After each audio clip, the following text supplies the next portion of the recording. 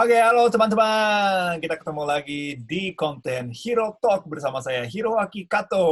Dan hari ini saya mendatangkan kawan saya, kawan kerja saya, kawan main sepak bola saya, Mr. Ricky in the house. Thank you.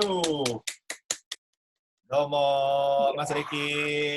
Apa kabar? Baik Hiro, baik Hiro, Konnichiwa. baik Hiro-san. Mas Ricky itu jago bahasa Konnichiwa. Jepang loh. Aduh, Mas Ricky. belajar dari Adit. Udah lama Ya, nggak ketemu kita. iya, Biasanya kita, benar. Di lapangan juga udah lama nggak ketemu ya. iya, kita sering ngobrol tentang perihal promosi atau lagu Hmm, baru atau karya-karya baru Mas Ricky. hmm, Dan hari ini aku pengen hmm. nanya-nanya atau aku pengen tahu apa namanya life story Mas Ricky. Kenapa sekarang bekerja kayak gitu atau gimana kegiatan-kegiatan akhir-akhir ini gitu. Tapi sebelumnya, tolong memperkenalkan diri dulu kepada pemirsa yang ada di rumah. Oke, boleh. Eh, Halo, saya Ricky. Sekarang saya kerja di Potret Trade Management. Eh, ya salah satu under dari grupnya FIFA Group, FIFA.co.id. Uh, Apalagi ya, dia ada Antv, ya, TV One, ya segitu. Kita whole group gitu. Kebetulan saya di Potret lebih ke talent management, talent service terutama. Woi, Gitu. gaya banget. Pokoknya, Bahasanya talent service. Artinya kalau di garis bawahi sering disuruh sama artis. kok kesannya beda ya? Iya. Iya.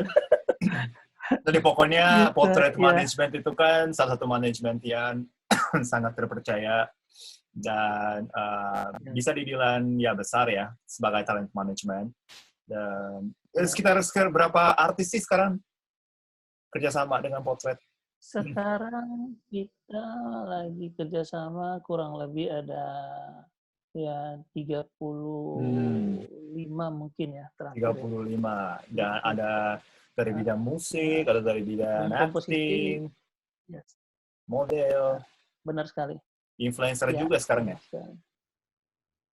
Iya, benar sekali. Lagi fokus untuk Oh, QL juga, yeah. influencer QL. Karena ya zamannya zaman online ya. Jadi Ya, mau nggak mau harus hire talent-talent benar. yang punya power di online ya. Dulu kita lebih Ya, fokus ke benar Pak. offline, tapi ya sekarang harus lebih fokus ke online gitu. Hmm, hmm, Ya, hmm. jadi ini Mas Ricky itu bekerja di bidang entertainment dan dia itu tahu banget nih tentang dunia entertainment sebenarnya sejak lama ya, udah bekerja di dunia ini. Kenapa punya Akhirnya passion itu di situ, lama-lama. entertainment, tapi membantu dari belakang kan istilahnya. Yes. Itu kenapa passionnya dari Dulu situ? pernah punya Dulu pernah punya badge sih. Oh, Iseng-iseng di kampus. oh di kampus ya? Kayaknya zaman Iya, kampus itu memang saya coba kita saya sering coba main. nyanyi. Iya. Oh, kamu nyanyi? Iya, iya, saya vokalis sambil Oh, kamu nyanyi, vokalis? sambil main gitar, sebagai ritme aja. Mana Ya mana CD-nya? ritme-ritme Mana aja. CD-nya? Mana Kelihatan karyanya? keren aja. Oh, nggak Nanti pernah ada. Karyanya ada. nanti Tulang aku sedikit, promosiin deh. saya nggak pernah rilis. Saya nggak pernah rilis, Hiro. Nggak pernah rekaman juga? Eh, Rekaman di rumah, enggak sama Oh, teman-teman rekaman di dulu ada rumah. gitu. Heeh. Tapi ya gitu, itu masih zaman-zaman kuliah, Hiro, waktu itu. Hmm. Ya, tapi setelah itu memang lebih fokus kayak kayaknya nggak, saya bukan orang yang tipikal di depan deh kayaknya, intinya Oh. gitu. Berasa gitu loh bahwa oh Hmm. kayaknya lebih seru ngurusin yang di belakang panggung kayaknya deh. Lebih Eh. ngelihat industrinya kayaknya lebih banyak macam-macamnya di and the back Hmm. dari entertainnya dibandingkan sama kalau kita di frontnya sih. Kalau saya ngelihatnya sih itu pada waktu itu. Uh, uh. apa aja bisa dikerjain soalnya kalau di Tapi belakang layar kan. ini cita-cita waktu kecil apa? Tapi waktu SD, SMP, pemain bola ya? Eh, iya, benar. Oh iya kan? Iya kan? Iya bayangin sih. Iya, Sama, aku juga sama. pemain bola, benar. Main bola kan? Jadi begitu pemain bola ya sempat juga sekolah sepak bola gitu Oh. loh. Tapi ya tidak serius mungkin ya. Tidak serius. Kenapa lanjutin? Yang serius adik saya mungkin. Oh, ya? Ya biasa balik lagi.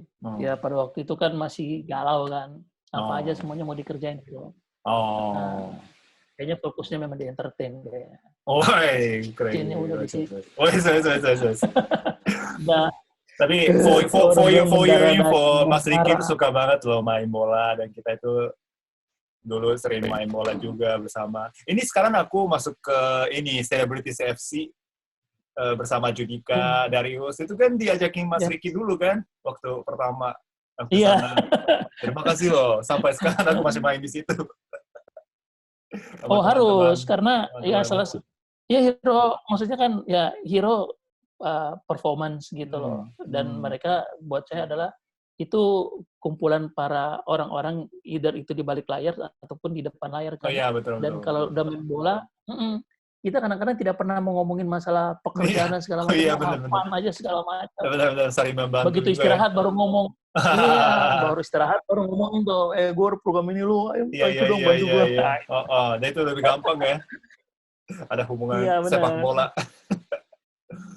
Melancarkan semua proyeknya. Itu salah satu advice dari Mas Ricky dulu ya. Kamu itu harus gaul sama teman-teman lewat sepak bola, itu lebih gampang masuknya. Strateginya luar biasa. Sampai sekarang aku pakai. Sampai sekarang.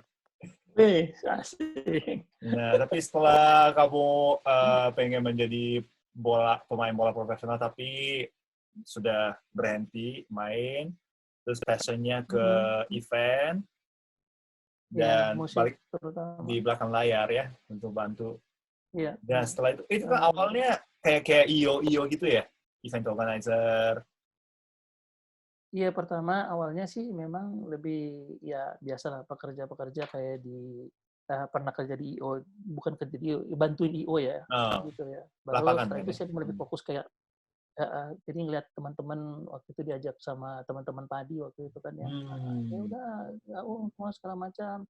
Yuk ngerjain ini nih, ya dikenalin sama anak-anak kayak gitu lah. Dan kebetulan juga saya ngefans sama mereka kan. Itu salah satunya sama vokalisnya pada waktu itu. Waktu itu dia masih jadi home band di Surabaya, di salah satu kafe di Surabaya gitu. Saya lihat, jadi setiap hari, kalau nggak salah Rabu atau apa itu, saya lupa, Rabu atau Kamis saya mesti turun ke Surabaya. Saya dari Malang, saya turun ke Surabaya. Saya hanya pengen nonton dia. Karena saya ngefans. Kenapa kamu tertarik banget sampai segitu? Suaranya, performance-nya, lagunya. Ya, satu suara, kedua pribadinya dia. Orangnya diam gitu loh, nggak banyak tingkah laku kayak gitu-gitu. Tapi waktu itu kan mereka home band, berarti bawain lagu orang kan ya? Masih bawain lagu orang. Waktu itu Fadli masih tergabung sama Master Key. Ada home band di Surabaya waktu itu, cukup terkenal juga di Surabaya, Master Key. Jadi nyanyi situ saya ngeliatin gitu. Tiba-tiba ada ya salah satu saudara saya kan kenal dekat dengan beberapa mereka gitu. Ya udah diajak lah. Udah gabung sini yuk, ikut ini, bantuin band ini. Udah keterusan. Tapi saya sampai akhirnya sekolah saya sempat berhenti 1 tahun karena saya pengen fokus sama pekerjaan itu. Datang ke Jakarta dan segala macam, bangun manajemen, semua segala macam, ikutan mereka rekaman segala macam. Pas kebetulan mereka rekaman itu adalah kerusuhan 98 waktu di Jakarta. Yes. Pas banget waktu pada waktu itu kita 98. Iya, pada waktu itu kita lagi rekaman di saya lupa di Guinness Record kalau nggak salah, di atas gitu di Grogol. Jadi kita lihat ke bawah itu, kok ada kerusuhan, ada apaan ya? Orang rame-rame, kita nggak tahu kalau itu ada kerusuhan 98.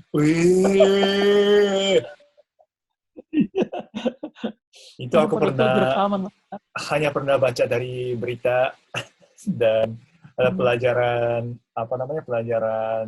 tentang Indonesia kan aku baca ya artikel-artikelnya 98 karena aku masih di Jepang dan waktu SMA waktu itu. Tapi kamu di depan kamu itu udah ada kerusuhan 98 sambil Iya, rekaman. sambil rekaman gitu, wah mereka ngeliatin gitu, rusuh, oh ini ada apaan di bawah itu. Gitu. Ya udah sampai berjalan, akhirnya saya sempat berhenti juga dari mereka, postpone dulu karena harus selesaikan sekolah, satu itu. Kedua, biasa lagi kembali kita, karena ini ada passion dari orang tua juga, saya harus menyelesaikan apa yang sudah mereka ada amanahkan gitu. Kamu harus selesai sekolah semua segala macam. Sempat saya ditawarin kerja, saya iseng-iseng kalau gitu. Ada sanak keluarga juga. Udah masukin aja di perminyakan karena memang petroleum juga dan teknologi pengerjaan logam. Masukin, diterima, masuk kerja. Kepospon sama teman-teman apa gitu. Wah, kerja lepas, ya itulah kerjanya kan 2 bulan darat, 2 bulan laut, 2 bulan libur kayak gitu. Terus bilang kayak begini kerjanya ya. Enggak. Jadi kangen bekerja sama dengan band lagi gitu waktu itu. Iya, gitu loh, dengan mungkin dinamisnya ya yang saya suka. Entertain itu dinamis, sangat sekali dinamis. Gitu. Nah, itu yang saya kangen. Udah akhirnya saya tidak ngomong sama sekali sama orang tua pada waktu itu. Saya keluar aja dari pekerjaan. Saya langsung kabur ke Jakarta gitu. Udah hilanglah sama mereka gitu loh. Kita jalan tur lah segala macam kemana-mana. Kita kebetulan pas mereka dikontrak oleh Sony, kita jalan tur, promo segala macam, keliling Indonesia segala macam. Setahun saya dikabarin, datang orang kantor ngirim surat, ini Pak Ricky tidak ada kabarnya, kenapa ya gini-gini. Ya, lagi terus masuk tapi orangnya nggak pernah hadir. Wow. Berani sekali ya tapi ya. Iya. Karena kalau lihat dari segi gaji segala macam kan lebih terjamin di perusahaan sebelumnya kan. Jauh banget. Jadi pada waktu itu tahun 90 ya kalau nggak salah itu 98 tahun 2000 itu sebulan itu saya sudah digaji berapa? 5.500.000 atau 7,5 juta, kurang lebih segitu. Nah, pada tahun itu. Pada tahun itu ya? Wow. Iya. Gitu. Besar banget dong sempat gajinya. Itu. Gede, pada waktu itu lumayan gede kan. Dan itu kan hitungannya adalah first graduate kan. Baru lulus, intinya gitu. Baru lulus di salah satu perusahaan asing gitu. Dan kita kerja di sana. Ya sesuai dengan aturan yang mereka dan segala macam, ya udah itu. Tapi ya itu balik-balik lagi, Iro, saya merasa kayak kayaknya. Tapi gini, Iro, pada waktu itu memang saya terima salary itu tidak ditransfer ke kita, ke pribadi. Waktu itu karena atas semua orang tua. Karena kan waktu itu saya masih pakai datanya orang tua segala macam semuanya kan, data orang tua gimana gitu. Dan mungkin salah satu persyaratannya mereka harus ada suatu izin semua segala macam kayak seperti itu sih gitu. Ya udah, ya singkat cerita gitulah saya tinggal, udah akhirnya terus selesai, saya akhirnya jalan sama teman-teman tadi sampai terakhir 2010. Lama juga ya. Tapi di 2010 itu iya. Lama juga. 2010 itu tapi saya sempat loncat-loncat juga sih sebenarnya. Loncat-loncat ya kerja di DRM, sempat bantuin beberapa label gitu. Tapi untung banget ya band pertama yang kamu ikut itu tadi. Iya benar. Tapi kan orang tidak pernah tahu perjuangannya dari nol itu seperti apa. Iya, ya kayak gimana sih? Karena kamu, Mas Ricky itu kan lihat dari paling dekat ya, paling dekat dari nol sampai mereka sukses besar kayak gitu. Gimana sih perjalanannya? Luar biasa pasti. Kalau orang bilang kan kalau kamu tidak bakal bisa sukses kalau kamu tidak pernah bisa makan namanya makan asam makan sebenarnya pengalaman itu jauh lebih penting gitu loh dibandingkan sama tiba-tiba satu lagu jedar meledak gitu loh. Buat saya lu nggak akan bisa jadi legend seperti itu gitu loh. Lu tuh harus ngikutin Kalau kata bahasanya itu, kan kalau ngelihat dari teman-teman juga yang lainnya, konser cuma dibayar nasi bungkus, seperti kayak gitu kan. Iya, iya, iya. Konser ya cuma dibayar sekiranya uang transport. Iya, iya, Seperti iya. itu, kayak gitu. Iya, iya. Kurang lebih kayak gitu. Iya. Sampai harus naik kereta, tidur di apa kalau bilang sambungan kereta bordes ya, antara Wah. sambungan kereta yang lain kayak gitu-gitu, sampai tidur di Oh. atas case-case barang-barang alat-alat Iya, yang kita iya, iya, bawa, iya. harus Wah. itu yang buat saya kayak men itu gila, itu nggak bisa dilupain intinya gitu. Itu story yang dimana buat saya wah ini gila nih. Iya, iya. Dari nol sampai benar-benar bintang ya mereka ya kan? Itu Luar Padi kan biasa. salah satu band yang menciptakan sejarah musik Indonesia juga kan ya, mewarnai sejarah musik Indonesia. Jadi, dan ya, tapi personilnya sama mereka gitu. Atau kamu sendiri, Mas Ricky sendiri, kalau setelah mulai punya nama, itu berubah nggak kalian? Berubah mungkin kalau dari bentuk tubuh iya, tambah gendut. Mungkin karena makannya udah mulai terjamin kan ya. Kalau kita bilang kalau di hotel, kalau tur kan biasanya sama panitia disiapin hotel kan, makan pasti terjamin gizi. Oh, iya, iya, iya. Tapi begitu udah selesai tur atau konser, balik lagi jadi babu lagi, makan nasi biasa lagi, udah nggak makan di hotel, udah nggak ada sarapan lagi, biasa di hotel ada segala macam. Iya, iya, iya. Tapi secara sifat mungkin perubahan itu ada begitu mereka makin dewasa, makin ya makin ini hero ya, makin apa kalau orang bilangnya, makin matang ya gitu. Jadi mungkin kalau yang dulunya masih muda, masih penuh dengan wah emosional, contoh wah ini kok apa barang-barangnya tidak sesuai ini, barang alatnya ini apa segala macam seperti kayak gitu, tidak sesuai dengan Raiders umpamanya, contohnya seperti itu ya. Sekarang sudah jauh lebih kayaknya udah bukan masalah barang yang mereka persoalkan, gitu. Tapi bagaimana tampil performance excellent, intinya rapi mainnya, udah mungkin udah lebih profesional ya. Performance yes, lebih bagaimana muasin penonton nih, intinya lebih ke situ. Kemarin saya sempat kaget gitu begitu melihat mereka, satu ada rasa kangen, kedua gila, nggak berubah ya. Mereka tetap mereka ya. Iya, tetap 5 orang ini dan gila mainnya tetap kayak begini ya. Gitu. Ya memang karakternya mereka sih memang begitu, dan Mas Ricky paling paham. Oh iya, iya, iya, iya. Dulu aku waktu kuliah di Tokyo, dosen dari UGM itu langsung kasih albumnya Padi ke aku. Ini dengerin deh, ini band yang sangat terkenal di Indonesia dan kamu pasti suka gitu. Dia kasih CD ke aku. Oh, iya. Ya kebetulan kita pernah ke Jepang main di Hamamatsu waktu itu nggak salah. Yeah, ada di 3 kota kalau nggak salah kita main. Iya, betul. Hamamatsu, Nagoya, satu lagi apa ya? Saya lupa nama kotanya satunya. Iya. Aku pernah lihat beritanya sih. Aku nggak sempat waktu itu ke sana, tapi baca berita. Pada waktu itu kita ketemu di sana ya. Pada zaman itu. Benar juga. Tapi bisa kolaborasi pada waktu itu kan? Oh iya. Kenapa sih kamu itu nggak hubungin aku? Tapi selama ya bisa dibilang 10 tahun lebih bersama band Padi. 15 ya. 15 tahun ya. Ya 12 tahunan aku. 12 tahun. Apa yang Mas Ricky belajar dari pengalaman itu? Padi. Ya pasti banyak sih, tapi ada beberapa yang yang paling pasti ya itu profesionalisme kerja.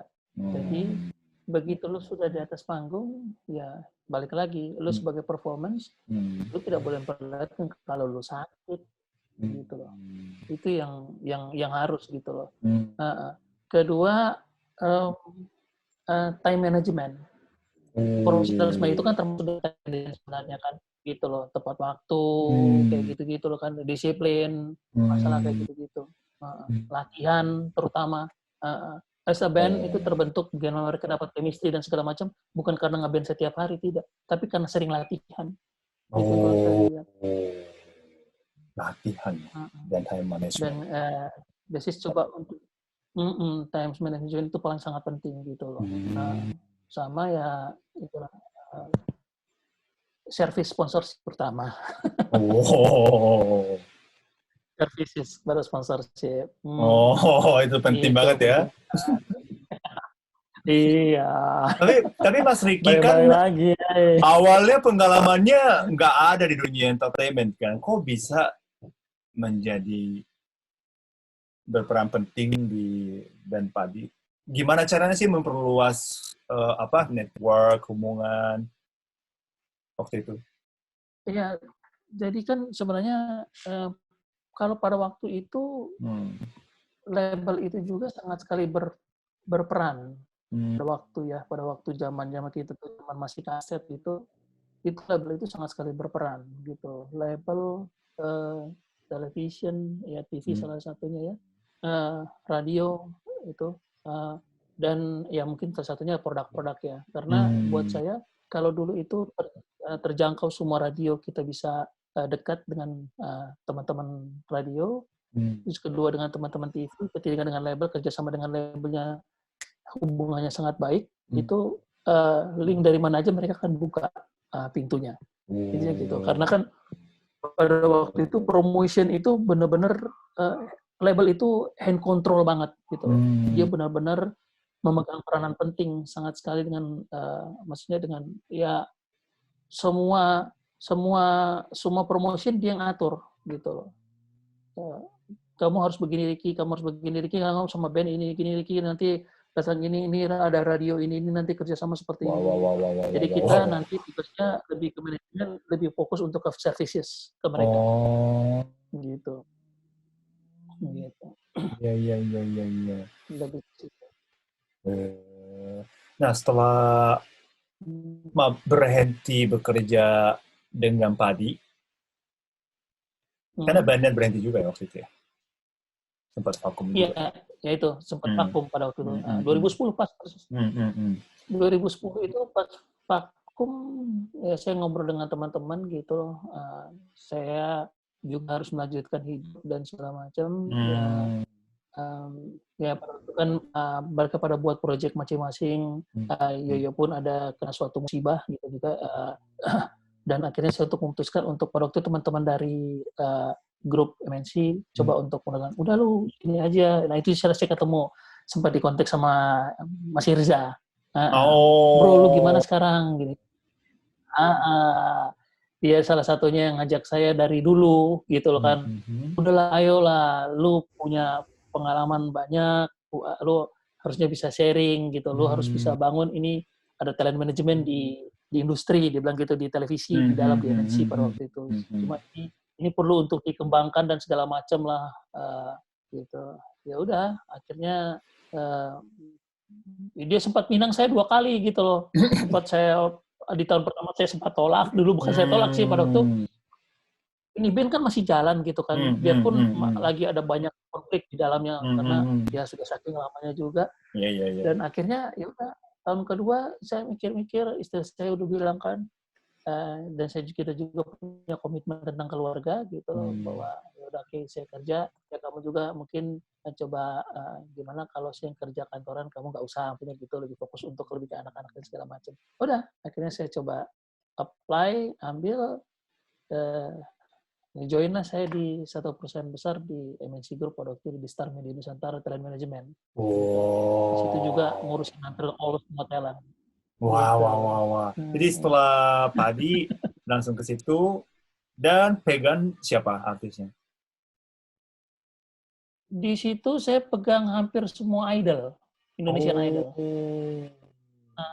Oh iya, kalian MNC sebulan ya. Iya, Indonesian iya, iya, Idol iya. sama ada benar. Jadi bukan hanya Idol aja, jadi ada pada waktu itu ada The Voice juga kan, ada Rising Star Hmm. juga, ada Hmm. juga talent-talent yang ya di luar dari talent search yang Hmm.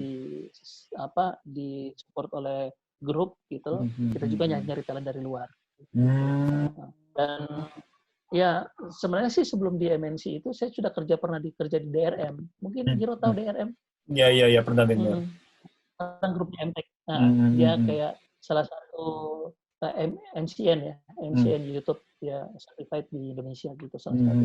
Dulunya pernah kerja di situ gitu juga gitu lah, dan bantu-bantu beberapa label lah. Nah, saya mulai serius, benar-benar serius itu di MNC memang. Oh, jadi Benar-benar setelah kelas. masuk ke MNC kan dulu kan cuma untuk band Padi doang kan, satu band dan kamu ikutin terus satu artis. Tapi Yes, setelah masuk ke MNC beda lagi yes, dong, jenis kerjanya harus beda. semua talent-talent Beda dari MNC. banget. Itu beda banget ya. 180 derajat beda. Wah, wah, wah, itu gimana nih penyesuaiannya? Satu, saya harus ketemu dengan talentnya masing-masing kan. Oh. Karena buat saya apapun itu, maksudnya si artis ya, dia bisa besar, harus ada chemistry sama manajernya Iya, terutama. iya, iya, iya. Gitu loh. Harus ada chemistry itu. Jadi harus tahu satu treatment, kedua ini orang ini kebutuhannya apa sih sebenarnya gitu loh. Karena ya kayak orang pacaran lah kalau artis sama manajer itu sebenarnya. Mungkin lebih dekat artis sama manajernya daripada artis sama ibunya sama orang tuanya. Karena on depend tiap hari mereka harus ketemu dengan Dan dan selalu mereka lebih ngobrol banyak keinginannya curhat ke apa. kita dibanding orang lain. Yes, ya. Which is kalau dia punya masalah gitu loh. Pasti dia akan curhatkan. Oh, ada kayak gini nih. Lu kenapa sih kok ini nggak mau ambil pekerjaan ini? Kenapa sih kok lu sering tolak pekerjaan? Kenapa sih dengan pekerjaan dengan angka segini lu nggak mau ambil? Kenapa sih ini ada opportunity bagus kok? Kenapa segala? Dari situ kita bisa tahu gitu loh. Oh, karena gua ada problem internalnya dia lah, atau memang dia lagi pas putus kita, atau dia nggak suka dengan cara treatmentnya orang yang nganterin dia, mungkin road manajernya atau siapa, atau memang dia tidak suka, tidak relevan dengan produknya. Gue bukan mau ke arah situ. Contoh, gue ini pengen kelas A, tapi kok lu cari-cariin gue kelas mainnya di pasar, di segala macam gitu. Gue nggak suka gitu lah. Nah kadang-kadang kan kita perlu ngobrol gitu, Hiro. Iya, iya, iya, iya. Masalah itu. Kalau targetnya beda pasti susah ya karena jalannya. ya balik benar, karena balik lagi. Mereka bukan produk yang diam gitu kan, yang begitu sudah jadi kita bentuk brandnya, kita taruh, mereka akan ngikut apa aja kata kita. Enggak. Talent itu bukan kayak begitu kan kalau menurut saya. Begitu kita sudah buat, mereka jadi. Mereka besar, mereka bisa berontak. Kalau brand yang lain, kalau brand produk nggak bakalan bisa. Oh, iya, iya, iya, iya, iya. Waktu itu kita punya prinsip, waktu saya punya, Pak Irsa punya prinsip. Oh. Talent itu come and go gitu loh. Jadi kita jangan pernah sakit hati kalau mereka besar, mereka tidak mau jalan sama kita. Wah. Karena itu kita sudah karena kita sudah dikodratkan seperti itu gitu loh. Lu jadiin orang, mereka gede, lu ditinggal, lu harus legowo gitu loh. Wah. Harus sabar juga ya. Luar biasa. Iya, iya, iya. Aku mau tanya, waktu Mas Ricky pegang Padi, anggota Padi itu lebih tua daripada Mas Ricky atau lebih muda daripada Mas Ricky? Ada yang lebih tua, ada yang sejajar. Jadi sepantaran. Oke. Dan setelah pindah ke MNC, rata-rata talentnya di bawah umur Mas Ricky kan? Jauh kan? Ada perbedaan nggak antara menghadapi artis yang seumuran sama yang jauh lebih muda? Pasti ada lah ya.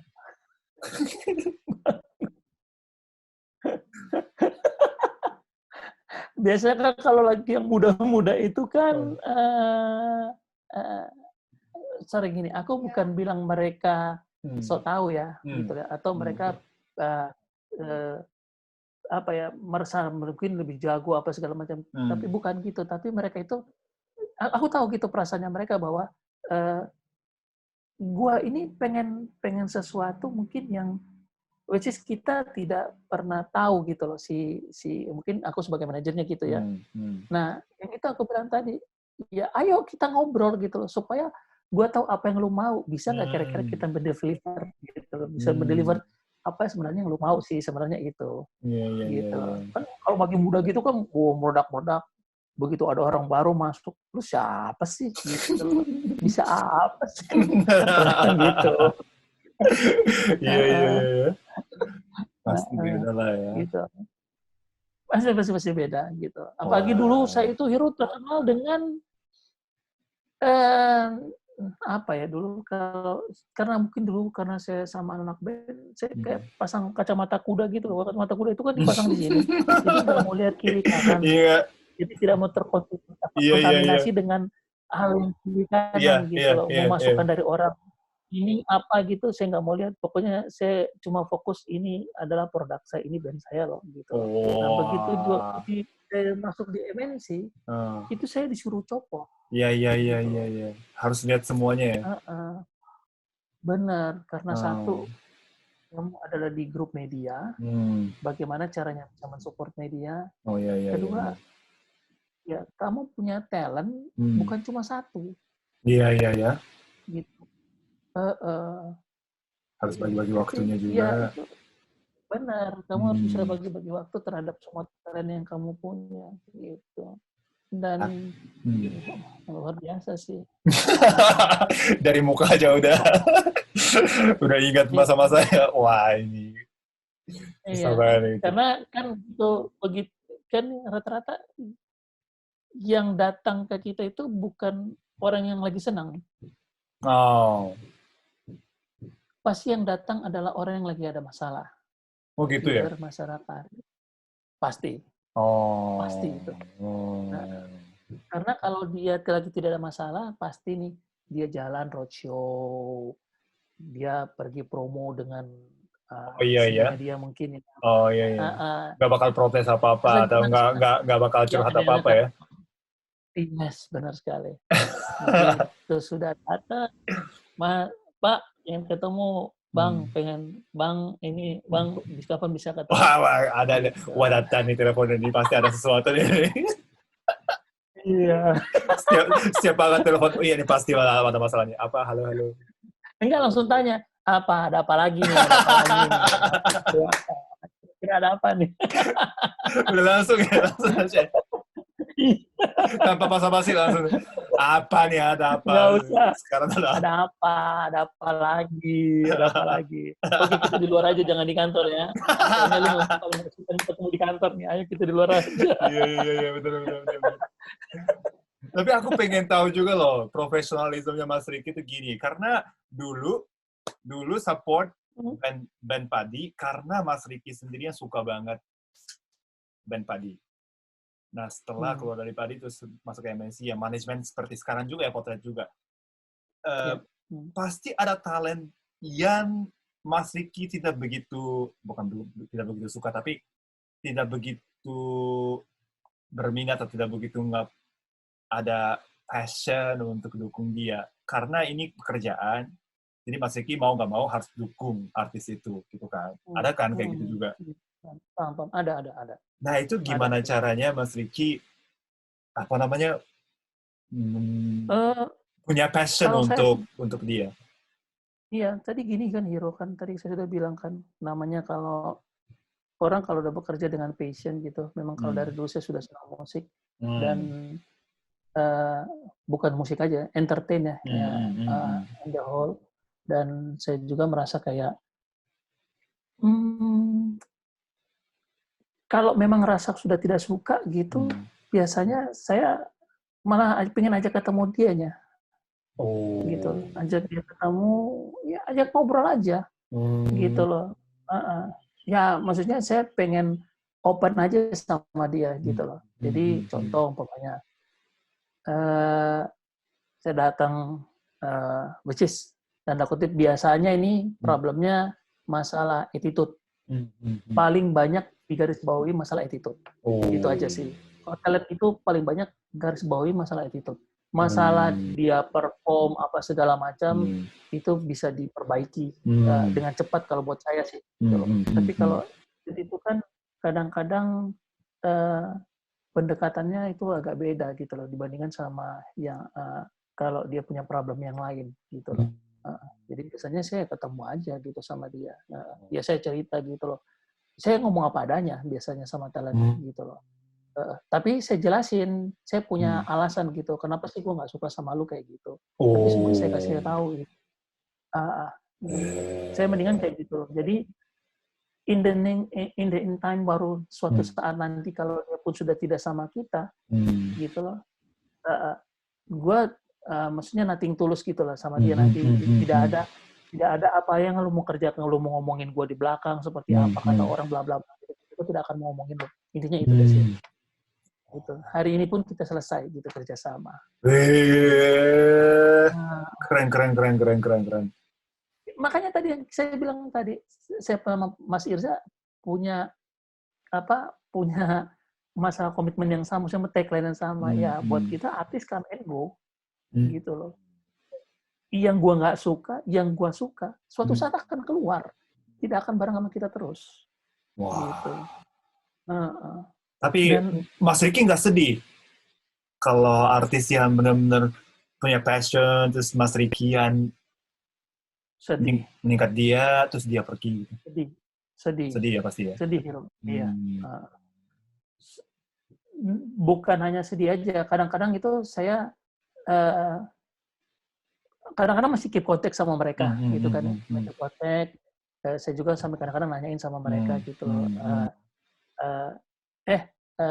Kadang-kadang juga saya minta tolong sama mereka. Contoh, ada kepentingan artis saya, umpamanya, bantu ya. Dia bisa kolaborasi sama dia, atau gimana gitu.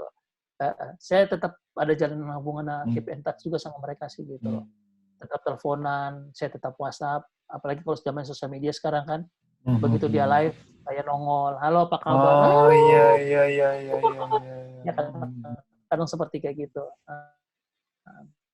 Dan kadang-kadang pun kalau kerjaan dari orang lain yang saya rasa memang ya saya ngasih gitu loh. Ini ada pekerjaan kayaknya cocok buat lu. Gitu. Baik sekali ya. Karena ya entertain kan orangnya itu aja gitu. Iya. Mana orangnya itu. Kalau sekali bikin circle orang ya. TV bidanya kan TV gitu. Iya. Orang TV pindahnya di TV, rata-rata orang agensi di agensi aja, orang produk di produk. Musisi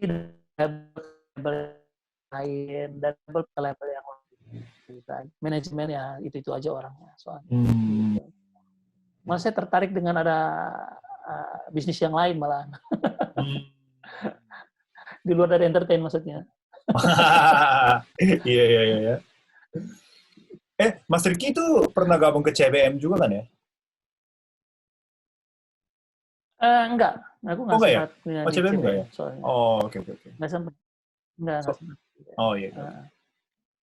Saya ketemu Irza di SMN, di MNC sama di Potret gitu. Jadi tidak pernah ketemu. Irza kan pernah di CBM kan soalnya. Iya. Kok Irza pernah di CBM? Saya tidak pernah di CBM. Oh gitu. Oke. Dan setelah MNC langsung ke Potret, enggak kan? Waktu setelah dari MNC saya sempat vakum kan, ya kerja sendiri gitu.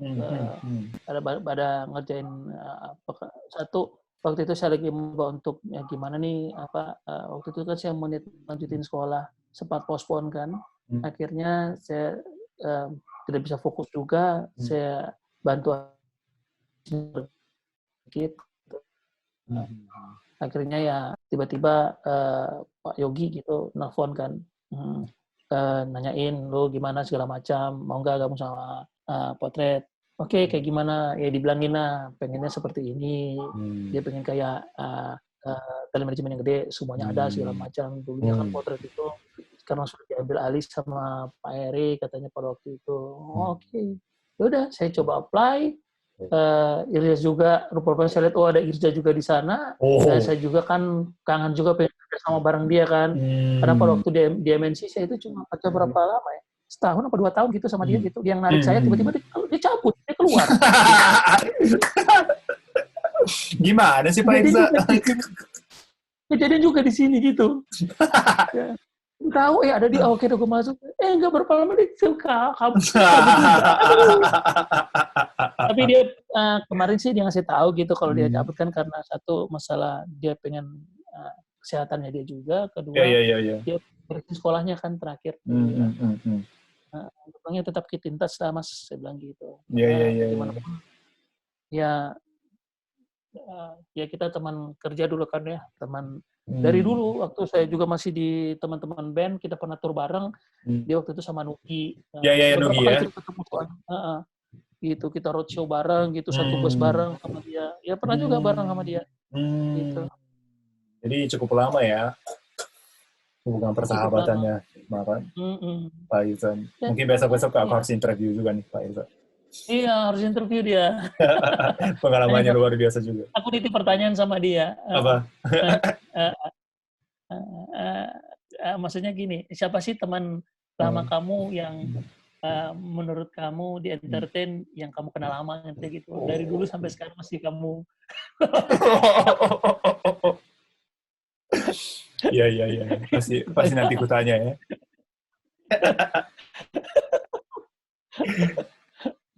Dan sekarang tuh Mas Ricky kan sering bantu saya juga. Terima kasih banyak.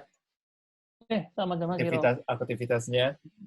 Dan gimana sih kalau lihat dari sepandang Mas Ricky, ya dunia musik sekarang pasti dibanding waktu masih bekerja sama dengan Padi kan beda ya suasananya ya. Dan apalagi dengan situasi corona seperti ini, apa yang terjadi ya pada dunia entertainment? Bukan hanya dunia musik, tapi dunia entertainment Indonesia. Maaf ya, ini topiknya sedikit luas. Oh, nggak apa-apa. Iya. Tapi menurut Mas Ricky, gimana ya masa depan di entertainment Indonesia? Kalau entertain masih tetap jalan ya, kalau saya bilangnya. Dia tidak akan stuck gitu aja. Karena pasti semua orang butuh entertain gitu lah, butuh butuh hiburan intinya gitu. Either itu mau musik ya, mau film, mau sinetron, mau apapun itu bentuk entertain gitu loh. Malah sekarang yang lagi terkenal terakhir saya dengar ada podcast kan. Podcastnya lagi banyak yang lu nggak kadang-kadang lu nggak perlu lihat orangnya, lu dengerin aja ceritanya, lu sudah sebenarnya kalau saya bilang ini kan sebenarnya kita sebenarnya kayak flashback ke belakang sebenarnya. Pada zaman dulu orang nonton bola, ingat dong, dengar bola cuma dengar radio loh. Benar. Ya kan, dia sudah bisa dia malah kadang-kadang bisa merasakan kayak dia itu ada di tempat. Iya, benar. Ya kan, begitupun dengan radio-radio cerita-cerita dulu drama Bara lah, apa segala macam yang ada serialnya di radio gitu loh. Sebenarnya tidak jauh beda dengan sekarang gitu loh. Cuma sama sekali tidak ada perbedaan kalau buat saya bilang gitu loh. Ini sebenarnya cuma medianya aja yang agak sedikit bergeser gitu. Sebenarnya ini semua sudah pernah dilakukan sebelum-sebelumnya. Wah, menarik. Gitu. Iya, sebenarnya kalau kita flashback ke belakang, nyari aja di digital itu kan kalau kita buka-buka semuanya udah ada sebelumnya. Gitu. Cuma kadang-kadang platformnya aja ya, aplikasi-aplikasi baru, platform baru. Benar. Sekarang cuma bedanya lebih banyak beragam platformnya, lebih banyak beragam gitu loh. Dan orang lebih banyak dan lebih mudah untuk mencoba untuk apa aja yang membuat lu submit ke digital jauh lebih mudah dibandingkan yang dulu. Kalau dulu kan harus punya ini, punya itu, punya ini. Harus ada transmitter yang gede, segala macam pemancarnya bagaimana. Sekarang sudah tidak perlu. Cukup laptop, ada kamera, udah lu ngomong aja segala macam. Bagaimana cara buat orang menarik. Jadi masing-masing punya media sendiri ya, istilahnya ya. Yes, benar gitu. Kalau dulu kan ya harus harus punya modal, udah pasti ya, infrastruktur yang bagus dan segala macam. Yang paling penting harus punya talenta. Ya. Hmm. Sekarang kebalik. Sekarang orang punya talenta. Gitu loh. Sekarang siapa yang cepat, momennya ada, cepat, segera. Wah, lebih kejar momennya ya? Yes, apapun itu. Dan konsistensi.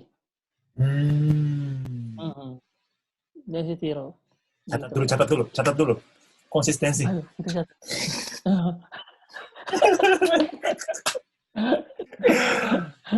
Ini pasti Hero Talk-nya banyak artis yang nonton juga nih. Pasti bisa belajar dari Mas Ricky.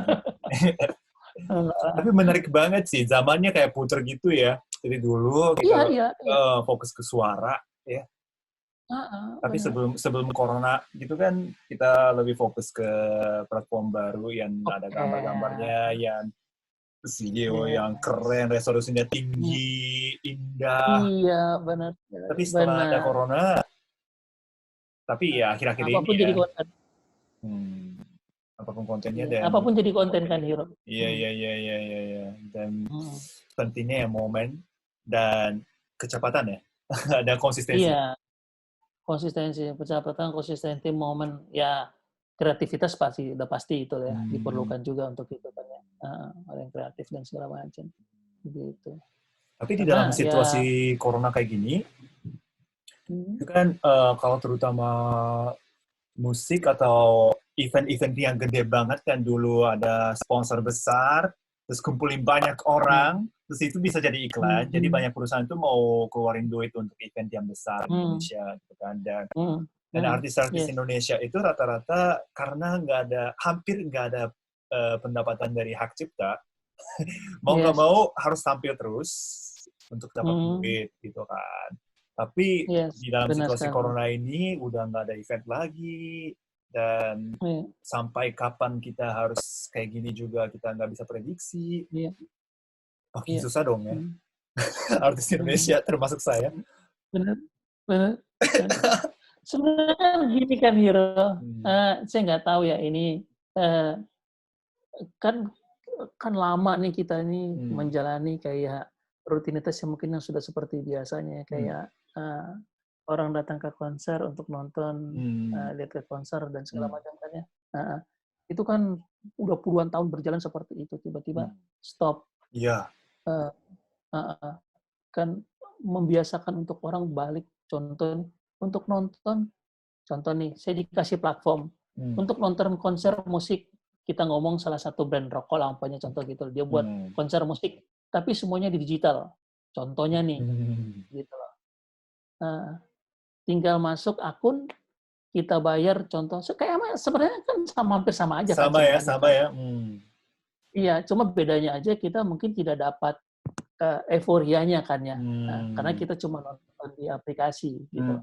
Bisa jadi contoh si produk itu dia sewa satu tempat gitu kan ya, dibangunlah panggungnya segala macam seperti kayak panggung konser gitu loh. Cuma bedanya ini tidak ada penonton, cuma di syuting gitu loh. Artisnya manggung-manggung seperti biasa gitu loh. Cuma orang nonton harus upload, bukan upload lah, mungkin harus streaming apa segala macam, which is berbayar juga gitu loh. Cuma di kita kan mungkin belum biasa, belum terbiasa kan, karena dampak ini kan orang kan masih ini kan kayak kita buat kayak orang kayak dengan dampak COVID-19 gini kan orang lagi melihat satu momen, kedua ini ayam sama telur nih, siapa yang mau duluan nih yang mau buat kan biasa. Begitu ini jalan, ini viral, dia buat semuanya pasti gitu. Tinggal nunggu aja siapa yang duluan nih, biasanya gitu. Wah. Berarti kembali lagi ke momen dan siapa yang cepat. Siapa yang dapat. Iya, kalau ya karena kan sekarang mau konser izin pasti udah tidak bisa gitu kan. Apalagi membatasi masa social distancing sekarang ini, kayak jaga jarak dan segala macam. Ya, apalagi kalau buktinya sekarang kita balik lagi. Buktinya TV masih bisa untuk acara kan. Maksud saya gini, apa bedanya dengan konser? Konser yang nggak ada penonton tapi hanya di-share di TV atau di-share di handphone. Penonton by handphone gitu loh. Sebenarnya kan nggak ada bedanya gitu kan. secara technically bisa ya seharusnya ya. Terus sebenarnya bisa gitu. Cuma ya balik lagi kan, biasanya kan kalau dengan kayak gitu balik lagi masalah copyright lah, lagunya siapa. Tapi kan kalau saya bilang tinggal aja kerja sama labelnya, artisnya siapa aja, si produknya kan, ya kan, oke, yuk kita muncul di kita buat platform atau di platformnya mana, atau ya terserah lah, musik streaming lah atau apa bentuknya. Yuk kita buatin konser, intinya gitu. Sponsornya udah ada. Ngurusin masalah copyright kayaknya sudah ada. Di dalam labelnya sudah ada artis manajemennya, artis-artisnya yang tampil sudah ada semuanya segala macam. Gitu loh. Nanti tinggal ya udah, ini sponsor mau bayar berapa segala macam, udah tinggal dibuatnya aja ininya. Ya mungkin ya mencari-cari salah satu contoh, wah ini jadi kayak opportunity konser bisa jalan dia penontonnya ya orang yang subscribe atau orang yang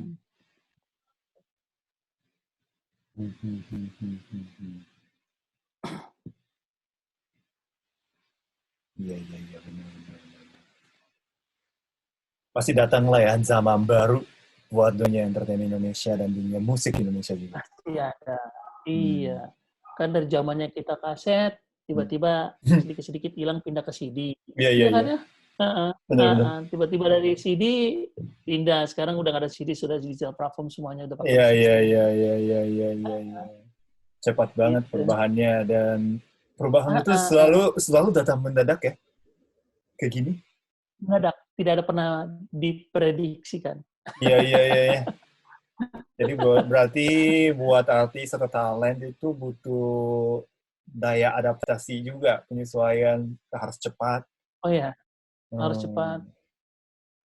Harus Saya sih senang sih ada beberapa artis itu kita lihat adaptasinya cepat juga ya, mereka di digital gitu. Senang juga ngeliat ada beberapa talent gitu kalau saya ngeliat di yang main di sosial media ya, terutama di digital gitu. Wah, keren nih, cepat banget adaptasinya mereka gitu loh. Udah nggak bisa mereka buat macam-macam, ada konser di rumah lah, apa segala macam. Iya. Oh, saya Kemarin bilang, aku itu belajar dari band Mocha juga sih. Mereka bikin konser dari home, rumah, terus mereka ambil MC-MC-nya juga. Benar, gitu. Tinggal digabung-gabungin kan mereka kan. Tinggal cari support aja kira-kira siapa nih yang either aplikasi atau platform mana yang bisa untuk support mereka itu sih gitu loh. Memang sih balik-balik lagi, mungkin si sponsorship sekarang kan masih worth it nggak sih sebenarnya kalau gua pasang, biasanya kan gitu kan, balik-balik lagi kan mereka akan berpikiran gitu kan. Kalau saya sebagai sponsorship kan gitu loh. Wong notabene biasanya mungkin contoh saya biasa masang di jalan atau ada event apapun dan segala macam seperti itu gitu loh. Tapi tiba-tiba harus berbeda gitu, totally different dengan gaya seperti yang modern sekarang ini. Wah, bentar lagi nih kayaknya nih ya. Aku juga harus siap-siap untuk gerakan baru di musik Indonesia. Buatkan konser di rumah dong, apa-apa kayak. Iya. Dari kantor atau apa gitu. Benar. Saya tahu kan teman-teman dari tim itu kan banyak tuh juga talentnya segala macam. Harusnya oke lah. Oke lah ya. Oke, nanti aku ngobrol sama manajer-manajerku. Oke, kolaborasi terus nih. Iya. Gitu. Terima kasih. Nanti aku juga akan minta Hiro kok ada tampil di. Aku juga buat salah satu program. Sip, kapan saja. Tinggal kabarin aja. Saya sangat senang hati bisa membantu Mas Ricky. Nomornya di platform tapi juga. Platform betul-betul di OTT. Oke. Sip. Oke, ini pertanyaan terakhir nih sebelum menutup. Aku selalu nanya pertanyaan ini kepada semua guest yang datang ke Hero Talk. Ada nggak orang yang tidak bisa terlupakan selama ini di dalam hidup? Ada nggak orang yang penting, orang yang tidak bisa terlupakan sampai sekarang?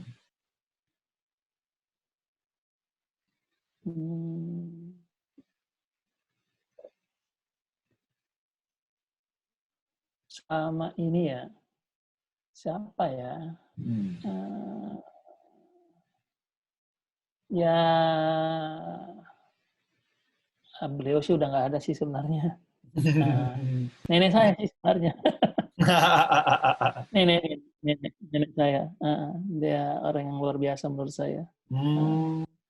Ya, maksudnya dari kecil dia yang membuat saya untuk belajar disiplin. Mungkin kalau zamannya orang itu, kalau saya flashback sedikit cerita, kalau orang zamannya masih kecil itu dia senangnya main-main. Jadi kalau dari kecil itu saya disuruh belajar, kalau kamu untuk dapat yang enak, kamu harus susah dulu. Tuh. Itu ditanam di saya. Gitu. Jadi berjuang, Gitu. berusaha dulu, lalu baru bisa dapat yang enak. Baru lo bisa dapat yang enak, gitu lah. Itu satu pelajaran Karena sampai itu sekarang masih ingat. Benar, karena itu bukan hanya sekedar omongan aja, tapi sampai ke implementasinya. Saya masih kecil loh, ingat banget itu.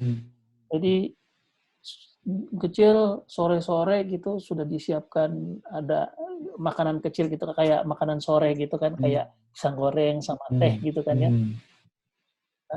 Kamu mau ini gitu loh. Oh mau gitu, mau yang enak-enakin iya. Kamu sapu halaman dulu. Wah. Disuruh sapu halaman dulu sampai bersih. Ya sudah, oke. Ya kamu sekarang bersihin badan dan segala macam. Nah, mungkin karena beliau dulu zaman penjajah ya, zaman Jepang mungkin. Jadi disiplin banget orangnya kan ya. Kan pada waktu zaman itu kan disiplin banget pada waktu itu kan. Iya. Jadi ya gitu. Udah selesai mandi saya, udah langsung. Udah kamu bisa makan. Wah bagus sekali pelajarannya. Dan itu pun seperti itu. Dan saya merasakan juga sampai sekarang seperti itu. Gitu loh. Lo tidak akan berusaha semaksimal mungkin, ya lo nggak akan dapat enak. Intinya gitu aja. Gitu loh. Lo harus effort more than dari apa yang biasa orang lain kerjakan. Wah, betul sekali. Tapi makin kesini, kita makin kesini makin cepat dan banyak orang itu langsung ingin dapat hasil yang baik ya tanpa masa-masa susah di sebelumnya. Yes, benar. Kadang-kadang mereka orang-orang kalau saya ngeliat orang sekarang itu kan nggak mau ikut proses kan. Dia tidak suka dengan proses yang hasilnya lama. maunya instan ya. Yes, benar. Ya mungkin lu dapat instannya juga, dapat gitu loh. Tapi ya udah segini aja. Iya, nggak berlangsung lama juga ya.